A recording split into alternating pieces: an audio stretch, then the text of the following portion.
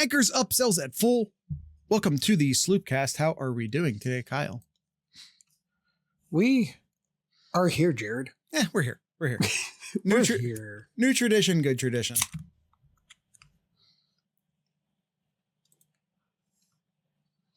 You know, the funny thing is, at the beginning of last season, we essentially said that the offensive line will go as far as we take it. Let me try that again. The team will go as far as the offensive line can take it. And it took them through the regular season. Well, but I'm talking about last year. We said that. This year, I felt like we were much more confident about the offensive line. The offensive line played much better this year compared to last year through the regular season. But when it came down to crunch time. Yeah, the couple of concerns we had throughout the season, at times they've gotten better and other times it was a concern, was just looking at the rushing attack in general when it came to rushing yards per average, not up to what Ohio State should be doing. Correct. And that's what hurt them in the in Indy game. But in this game, I don't really think it was so much the running attack. It was just that the offensive line could not protect anything. I thought the offensive line, for the most part, did a pretty decent job on run blocking. They fell apart in pass blocking, which is the opposite of what we've seen them do all season. Bo Jackson ran 5 yards carry. I mean, he ran it only 11 times. And even Donaldson rushed for 4.5 yards per carry too. So it wasn't like that they were only getting 2 yards a carry or something like that too. But they just struggled everything else after that too.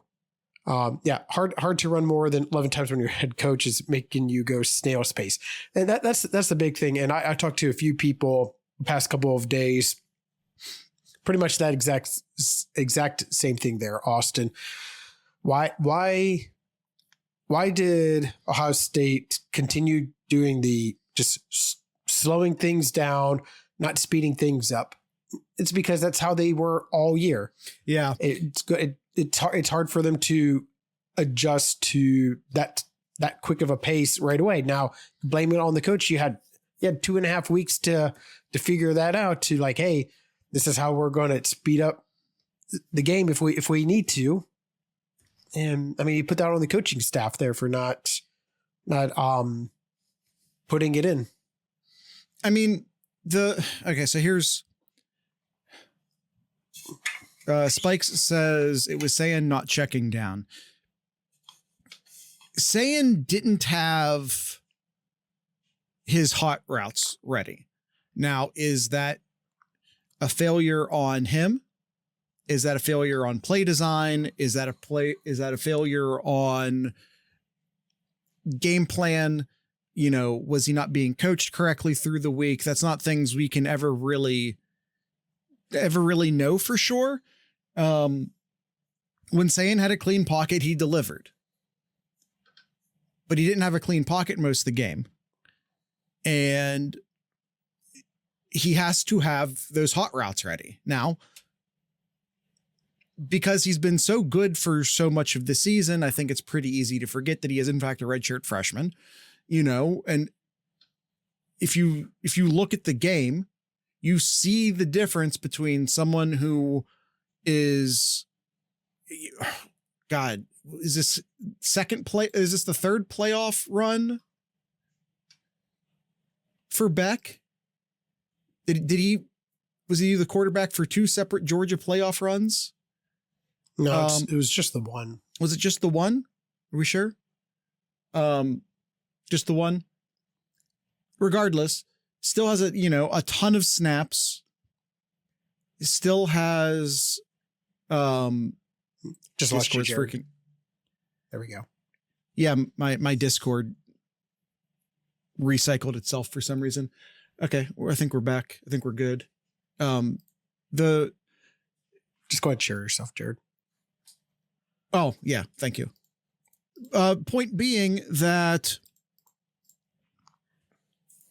sorry, I lost my train of thought because of Discord burping.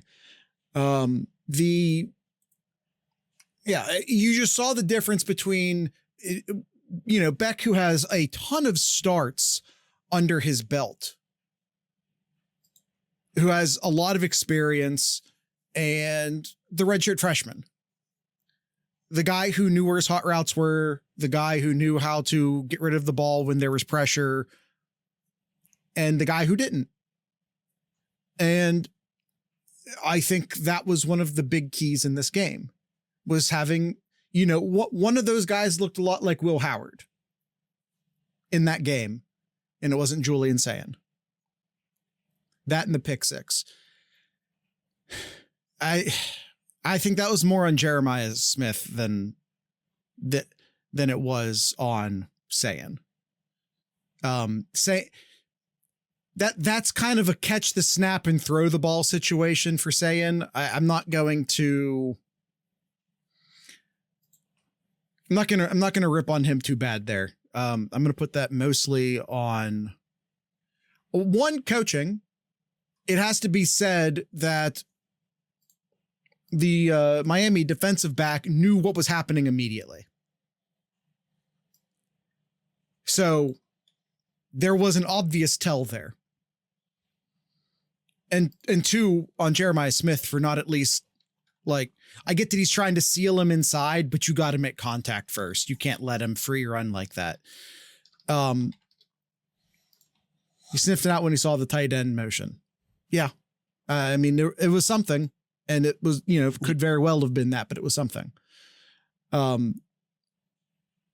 And let's see, Austin said, about going at a snail's pace. Kyle and I had sort of joked, sort of not joked, that, like, here comes the playoff offense. Made that joke a couple times. Here comes the playoff offense. We go slow all regular season to reduce snaps, to reduce body wear. And, then we get to the playoffs like we saw last year, and boom, we open up the offense. Throwing the ball down the field.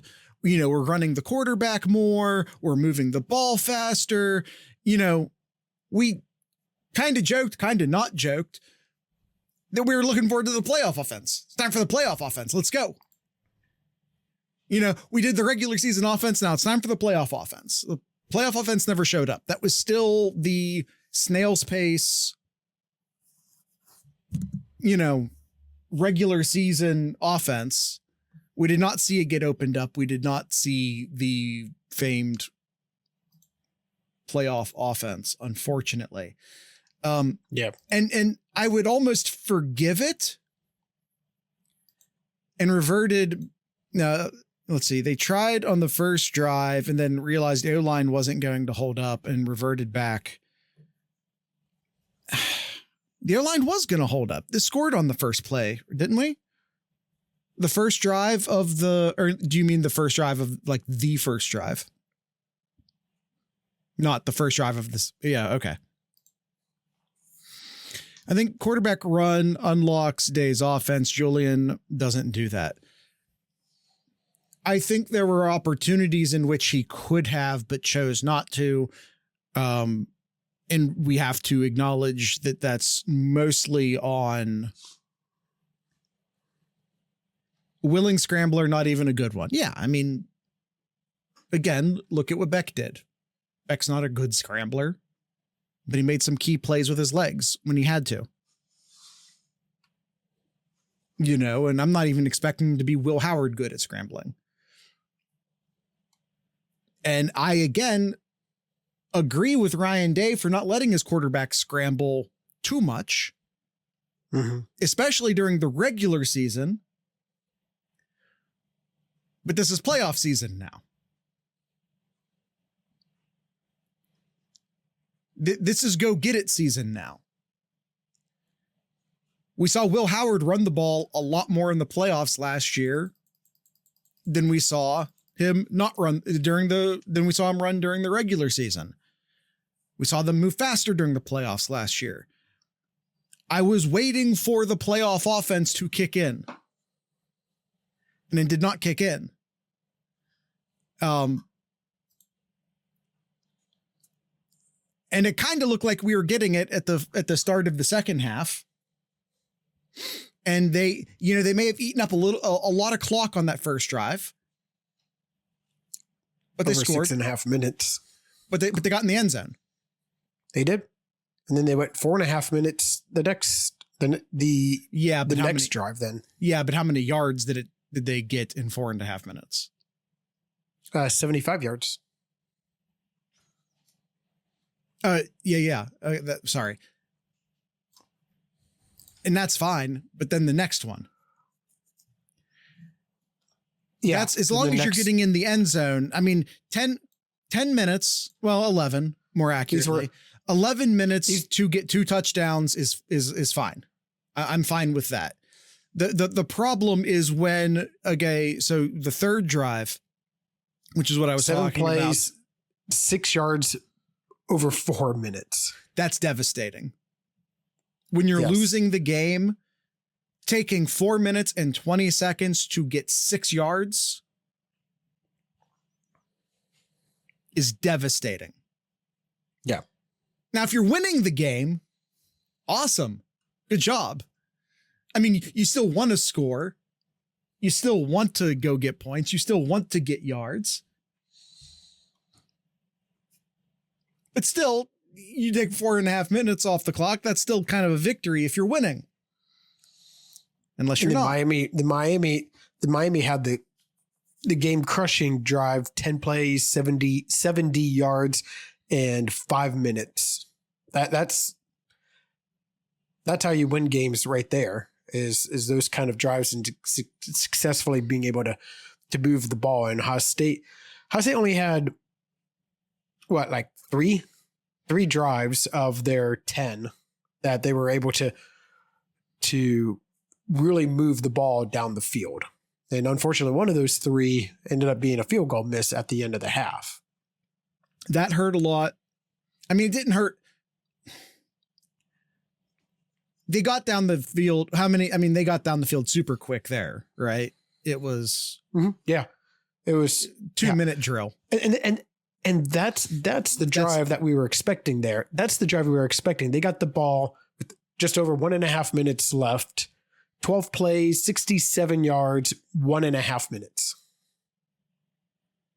But again, that's a 2-minute drill, but it shows that they could do it if they really wanted to. Now, part of it is Miami playing back, playing prevent defense there.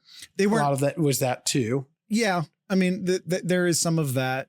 There's some of moving quickly, and which was not allowing Miami to do more exotic things with their defensive line. And as Spike says, it also means their defensive line is getting more gassed. But yeah, I mean, ultimately the pick 6 was just a backbreaker because that was a really good drive. That's a drive that could have very easily ended in 7 points. Now, they were in the red zone. They were in the red zone, right? Or at least dang close to it when the pick 6 happened.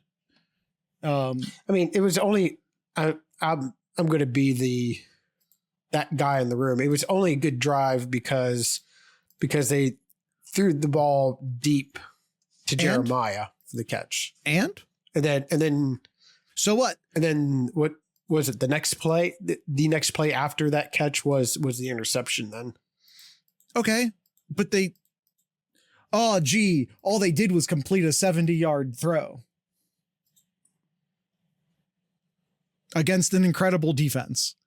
Let's not belittle that. They're in scoring position is the point.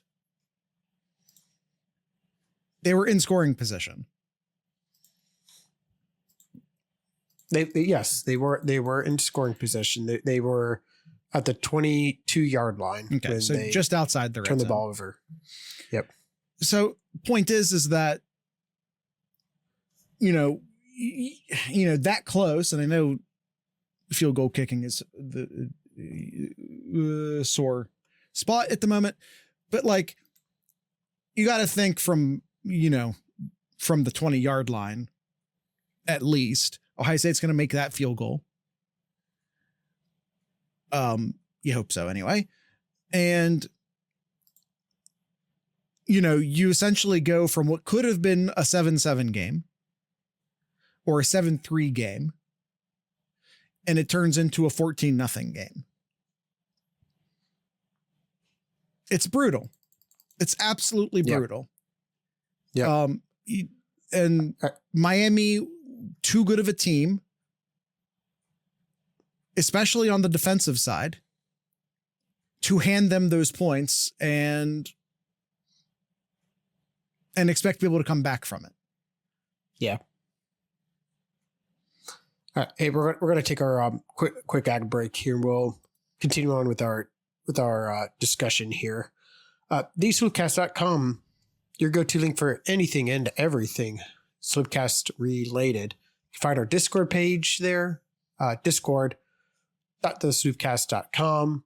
You can also find our YouTube page. You can find our graphics design, our merch store, our gift page or gifts page as well too. You can find those and much more over at theslipcast.com. We'll go ahead and take that ad break and be right back. My ad scene is broken for some reason. Oh, well, I'll figure that out later. I need to redesign that anyway. Yeah, it's, we're back from the ad break now. I don't know. It sucks. At the end of the day, it sucks. But we said at the beginning of the season that, like, okay, we beat Michigan. Repeating's really hard, especially with all of the talent that Ohio State lost last year. Repeating was going to be very difficult. Now, I would say the benefit is, as far as losing all that talent goes, is that despite losing a ton of talent on the defense, you also had a lot of player cycling that was happening. So it's not like you were replacing those guys with inexperienced guys. And, yep. That proved to be very true. The defense was excellent this year. You have a situation, I think, probably going to play out similarly with the offense this upcoming year, where you're going to return a bunch of guys. You get JJ for another year. You're going to lose Tate, but you're going to get your two best running backs back. You're going to get, with all due respect to Donaldson, who I think we played really well against Miami, but I think with another year, it's pretty obvious that who the two guys are.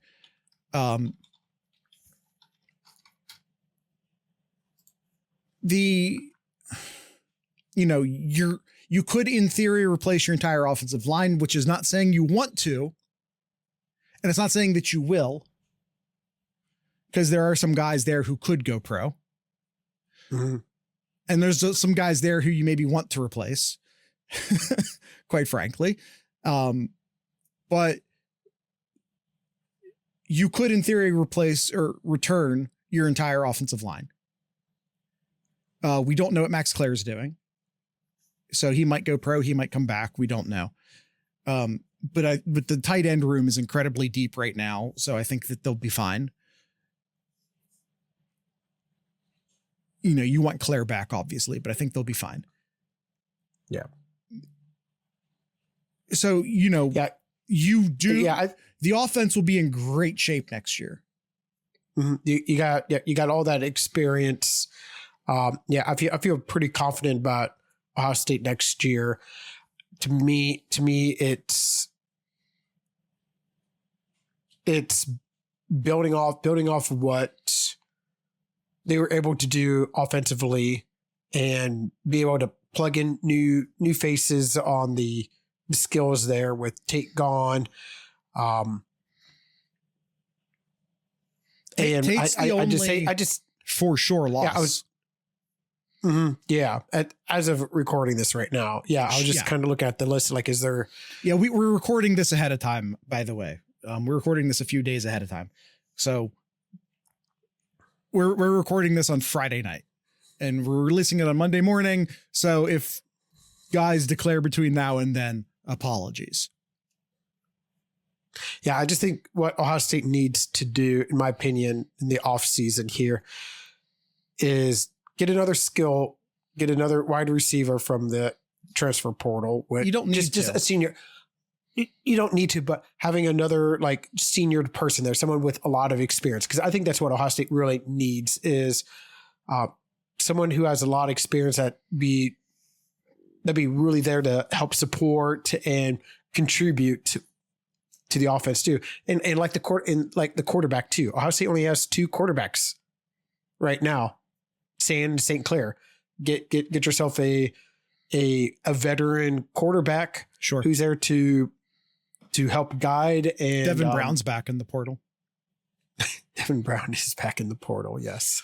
I mean, depending upon, it gets more big bodies on the offensive line. There's a ton out there. I think I saw, and this number is probably a lot higher right now. I think this is number is a lot higher than when I saw. I think this was like Thursday evening.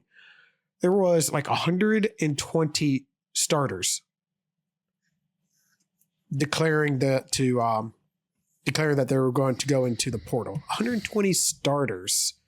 That's crazy. That's a crazy amount. And of those, there's a ton of offensive linemen. Like, go out there, put your bid in, get a couple of big bodies in there to hear me out, to help round out the offensive line to help. Hear me out. Yeah, just to roll around the team. Depending upon who you lose to the draft, because Sareveld could leave. Mm-hmm. A couple of the guys could leave, right?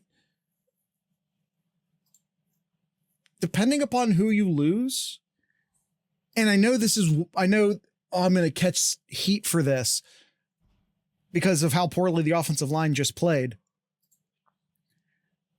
I don't think you need to add anyone. Depending upon who leaves.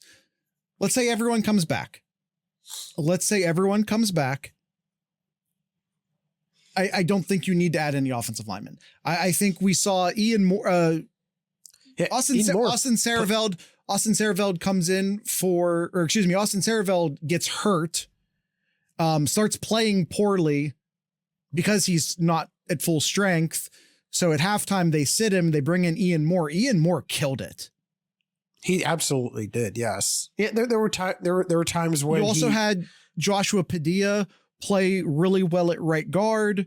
And he is by discipline a center. So yes, again, depending upon who leaves to the pros, you could easily see, I think Padilla's a starter. He whether it be at one of the guard positions or at center. Sareveld, you could and maybe you should bump back inside to guard if you need a guard there. And I think between Daniels, Carter Lowe, and Ian Moore, those are 3 really good tackles.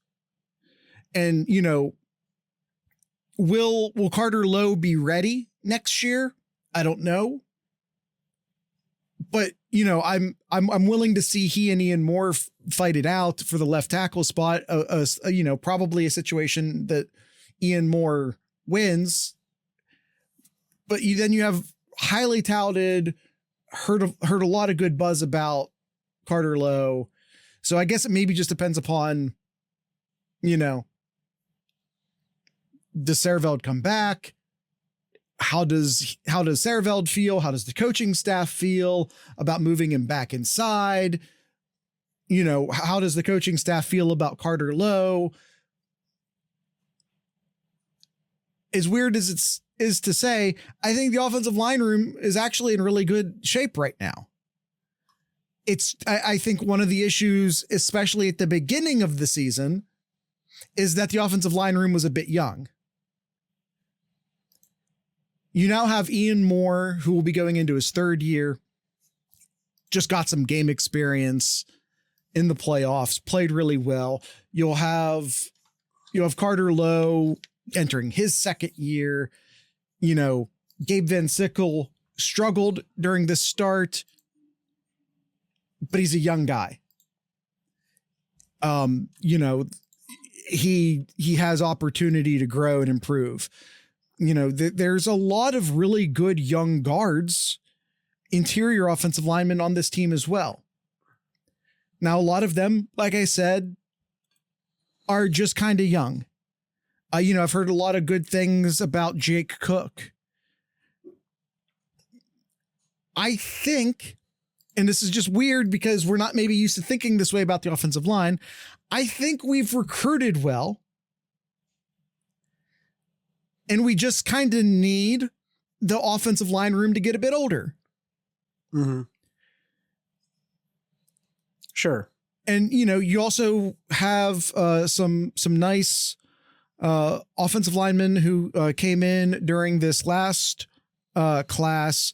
I don't know if highlighted mostly by, I'd say, like Sam Greer and Max Riley. I don't necessarily expect either of those guys to be ready year one, especially if Greer was going to play tackle. Starting as a true freshman at tackle is incredibly difficult. But, if maybe you can shuffle things around is my point. So I think despite what we saw, in this last game and what we feel like offensive line recruiting's been over the past few years, I don't think you need to go out and get a big name starting offensive lineman. Mm-hmm. I honestly just don't think so. Again, depending upon who leaves. I just think just having someone with good experience there to help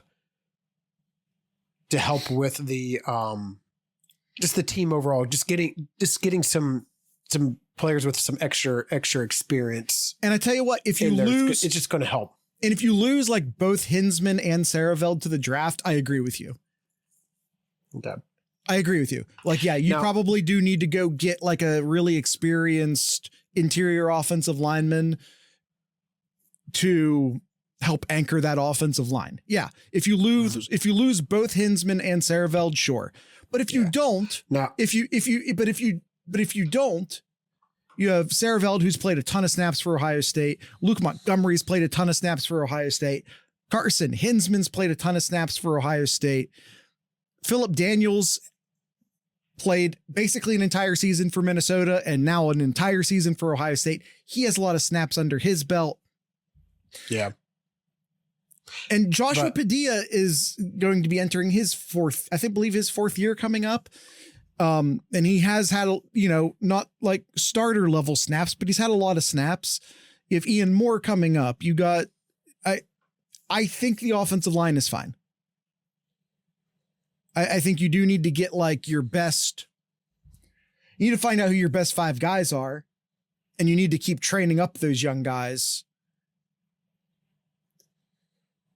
But being a year older for Ohio State will be hugely beneficial along the offensive line. Now, defensively though, Jared, I think Ohio State's going to lose a lot of experience, a lot of great players defensively here. Yeah, no, the defense is going to suffer. Just straight up. I'm looking here. And this is by the way, one of the reasons why I say, Spikes says, but I wouldn't say no if they got a top tackle. Here's the thing though. I'd rather you take that energy, that money rather, not energy. I don't know why I said energy. I'd rather you take that money and maybe go get like a top pass rusher. Yeah. Cause right now looking at it, Curry's gone. McDonald's going to the draft. Zero doubt. McDonald in theory could come back, but I'm not holding my breath. Jackson could leave, but I don't expect him to. Malone's gone. Malone's Kenyatta gone. Jackson could go. Reese is gone. Styles is gone. Iggy is gone. Downs is gone. Like that's what is that? How many did I count off? 1, 2, 3, 4, 5, 6, 7, 8. That's like 8 to 10. 8 to 10 or 8 to 9 starters are out And just or are going to be gone. And just to get ahead of any commenters, yes, Kyle did name several people who don't necessarily have to leave, who have eligibility left, but they're gone. Downs is gone. Reese is gone. McDonald is gone. Those guys are gone. Jermaine Matthews could leave, by the way. Jermaine Matthews could leave. Yep. Jackson could leave. I'm not saying they will. I'm not saying they should, but they could. Yeah. Yep. You, in theory, could lose all 11 stars. No, that's not true. You still got your safety. McLean. Yep. He got McLean will be back. Yeah, technically, yes. Everybody other than Jalen. McLean's coming back, but literally everyone else who you could call a starter could leave. I'm not saying they will. I think Jackson comes back. Yeah. So my opinion, I think Jermaine Matthews comes back, but I don't know. You need to get Ohio State needs to get like a. I think they need to go out and find a good safety from the portal, an experienced portal player for the. They do really like. I'll say they do really like their safety room. I do too. But like looking here at their safety room, you got McLean who will be a junior. Yes, but then exactly. After that, Spikes. you have Delane, a freshman. You have Rocker, who's a freshman as well. It's a lot of young. I've only heard amazing things about players. Delane. Yeah. And yes, Coy Parrish is officially. If anyone watching doesn't know, those are koi fish. Is officially in the portal. I've heard early buzz that it's not going to happen for Ohio State. They really need to go get Chaz Coleman from Penn State, who is an Ohio kid. There is interest there. I think the question comes down to money with Coleman. I think he'd probably, I think he'd have to, he's going to have to choose between the top dollar offer or Ohio State is kind of what that's looking at. Mm-hmm. Yeah, they need to go after, I just think just people defensively to help with some depth, help with some experience. Cause you're losing a lot. You're losing a lot. Yeah, especially from a leadership standpoint. And like you look at the linebacker room, I think they absolutely have the talent to backfill the linebackers. Peyton Pierce is basically a starter in waiting. He's played a ton of snaps. Peyton Pierce is going to come in and be fantastic. There's a lot of, we've totally given up on talking about the Miami game, by the way. I didn't mean to do that. Yeah. Spikes goes, that's fine. If I honestly didn't mean to do that. Yeah. If I could they really, I'm just saying they really like Pettijohn. I think, if TJ Alford, who young up and comer, Garrett Stover's been in the program for a few years now. Yeah, you got to get a pass rusher. You kind of the big thing. That's Chaz Coleman. Like my number one on my wish list right now is Chaz Coleman. Mm-hmm. Well, especially with CJ Hicks gone too. Right. CJ Hicks, the writing was on the table with Hicks when he redshirted. Yeah. If I could go back to the Cotton Bowl. I mean, I don't care. Nah. I think to really sum it up, Jared, is that I don't care what you try to do offensively. Like when you are getting out hustled, you're getting out physicaled in the interior of your offensive line. Yeah. There isn't much you can really do. No. There's only so much a running back can do to help protect you in the middle there. So I don't know if it was motivation, if it was coaching, what it was. I don't know. It's just Ohio State just was not the better team that night. They got out physicaled, and it sucks. It sucks to say that. I will say this, but like I'm okay with the result. Just here a couple of days later, like I'm fine that Ohio State didn't win the game. I think I'm not upset. I'm just more disappointed because of knowing how the team has played all year. You're right. And they just, I think just overall just had one of their worst performance games overall, defensively, and offensively too. Spikes says month-long layover question mark. Two things on that.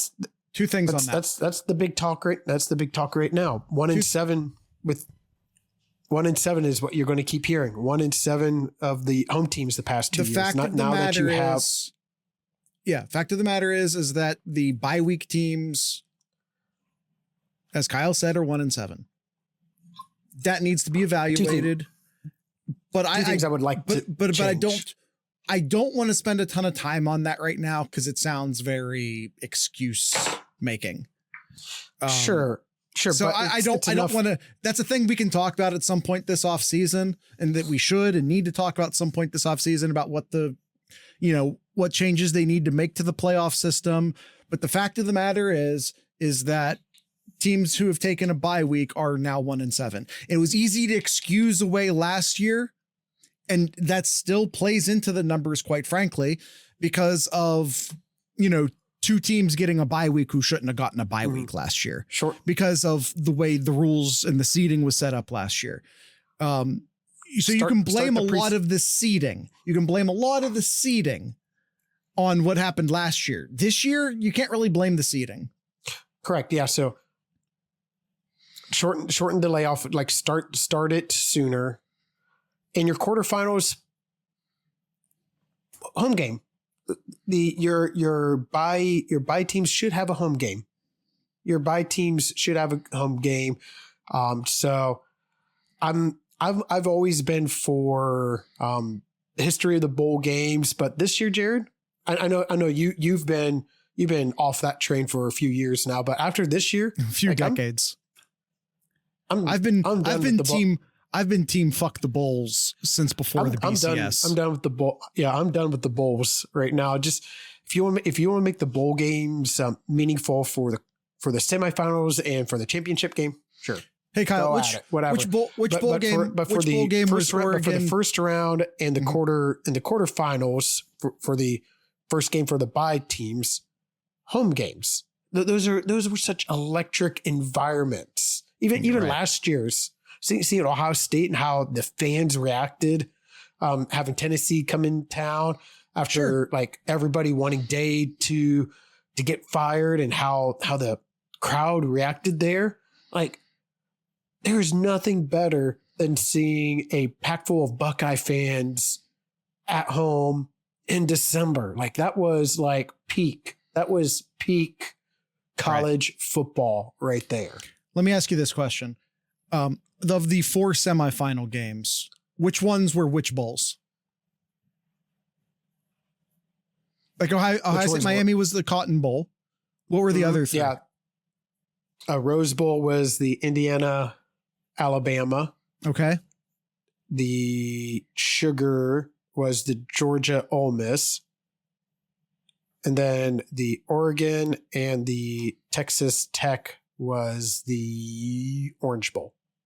All right. Well, screw you for disproving my point I was trying to make. I don't remember what the next 2 are. If that helps. Oh yeah. Fiesta. I was going to make the point that no one even cares what bowl the teams are playing in anymore. They're just playing in a playoff game. But apparently everyone besides me knew what all. What's the one that Oregon and Indiana's playing? I don't know what they're playing. I don't care either. Yeah, by process of elimination, it has to be Peach. Yeah. All right. Well, totally disproved my point. I couldn't have told you. I couldn't have told you which one was which. It's 6 bowl game. It's 6 bowl games. Just alternate on a 3-year alternate on a 3-year rotation for the semifinals. Listen, there.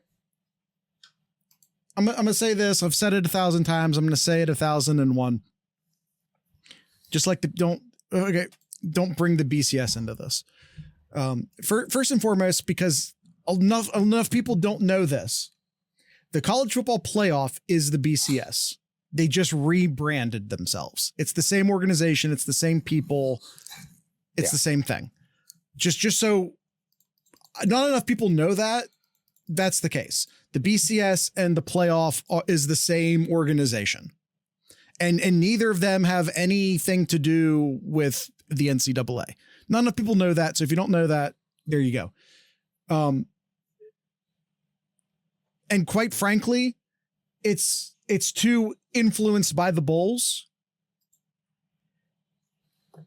Take all of that, take that entire organization that was the BCS, that's now the college football playoff, and the Big Ten and the SEC needs to tell them to just fuck off. and let the Big Ten and the SEC just do their own thing. And Jared, what about the Big 12 and what about the ACC? I don't care. Writing's on the wall. Writing's on the wall. Join a real conference. Talking to you, Notre Dame. Listen, Notre Dame is welcome. They've been welcome since the 90s. They know our phone number. Adapt or die. Indeed. Just down the road. Just down the road from the Big Ten offices. Big Ten headquarters. It's not that far away. So I guess anything else shared? Well, I'm just saying by about 2030, which is when the ACC grant of rights runs out, you're going to see that conference fall to pieces. Mm-hmm. And anyone who's worthy of anything in that conference will be gobbled up by the Big Ten and the SEC. And at that point, you want my playoffs? These are my playoffs via 2032. This is what the playoffs will look like in 2032. In my opinion, I'd make it happen sooner if I could. The Big Ten has its own playoff. You have a Big Ten playoff of the top 4, 8, 6 teams. We can argue about the numbers later. Mm-hmm. Then the SEC has the same playoff system. The SEC crowns a champion at the end of their playoffs. And then those two teams play each other. And then there's your national champion. And if Notre Dame or whoever's left over in any of the other conferences doesn't like it, cry. Cry about it. Yep. Anything else, Jared? No, that's it. One thing here Miami, too. The Ohio State, Miami to the Big Ten is much more fitting than people realize it is. Miami is actually a really good academic institution, and although I think they probably end up in the SEC, Miami would be a great fit in the Big Ten. The one position that Ohio State must go after, actually two, they have to go after. The kicker and punter. Place kicker, yeah. Kicker and punter. Punter played fine down the stretch. Is he a senior? I don't believe they have. Oh yeah. Yeah. Yeah. McGuire has another year. I know McClarty. Yeah, he left, does have another year. Yeah. Yeah. I thought he was gone. Never mind. That's not, now McClarty did leave. McClarty is leaving. So like you can go and, backfill that. But yeah, you need a long snapper. Okay. We'll get you don't know that. Maybe Ohio State recruited a long snapper. You don't know. I don't. Sure. I mean, you surprised me by knowing knowing which teams are in what bowl games for the playoff. So I don't know. Maybe you do know who the next long snapper is. All right, Kyle. Do you have anything in Kyle's corner?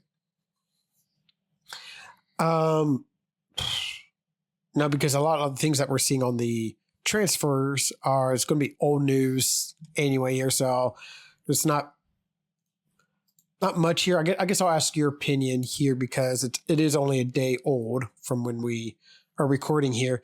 Early thoughts on Cortez Hankton as the wide receivers coach? I'm good with it. Coming out. What's that? I'm good with it. I do wonder, and of course we're going to see the coaching room shuffle a lot more. I highly doubt we're just going to copy and paste the coaching staff. Of course, with the exception being the wide receiver coach from last year to, this now over season to the next season. So I'm sure we're going to see more movement in the coaching staff, but I will point out that as far as recruiting coaches, as far as off-campus recruiting coaches, you get 11. They just backfilled Brian Hartline, who was the offensive coordinator and wide receiver coach, with Hankton, who is just being called the wide receiver coach. Yeah, still need the offensive coordinator still. So that begs the question, who is the offensive coordinator? And will they be allowed to go off campus and recruit? Or if they can, who won't be? Because you can have as many coaches as you want now. You can have as many coaches as you want now. It used to be game day coaches versus like quality assurance coaches who are allowed to coach during the week, but not a coach on game day. Well, everyone can coach on game day now. The only limitation is who can go off campus and recruit. Mm-hmm. And I'm not even actually sure how that translates to like telecommunication. Is it literally just stepping foot off of campus? I'm not sure. Point being is like they replaced their wide receiver coach with a wide receiver coach, but they didn't replace their offensive coordinator with an offensive coordinator. It'll just be interesting to see how that plays out. And it's just because the rules are different. So it'll be interesting to see how coaches manage the rules now being different. That's all. Yeah. All right. That's it. That was all I was going to ask about. Yeah. Curious about who the coordinator is going to be, but I'm sure we'll find out soon. Are you at all surprised they didn't go after Chip Kelly at all? I think there was a in my mind, I think there was maybe a still bad taste that he left after 1 year, knowing that like there was a chance that he was going to leave after 1 year. Maybe there was still I think that was always the I think that was always the plan. I think that was always the plan. Do I know that was always the plan? No. Do I think that there is bad blood between him and Ryan Day? I don't think so. I really don't think so. It's not like the it's not like the whole Jim Knowles situation. Yeah, there's bad blood there. Yeah. Especially from Knowles' side. They still tried to keep him, but he's in Tennessee now, right? Mm-hmm. But yeah, we'll we'll see how it plays out. Yep. Haha, yeah. Which might be why Chaz Coleman, who we were talking about earlier, is a portal target, is also looking at Tennessee. Is probably Ohio State's biggest rival, biggest contention there for Chaz Coleman, which makes sense with. Although it doesn't really sound like Knowles was much of a player's coach. So it might just be coincidence. Don't say. I was trying to be nice, Kyle. All right. That's it. Anything else or should I end it? Nope, we're good. I'm good here. All right. Tonight's ending music will be brought to you by, let's just do Motherfolk. So with all that being said, I'd like to encourage everyone to drink local beer, listen to local music, and of course, support your local podcasters. Once again, this is Motherfolk.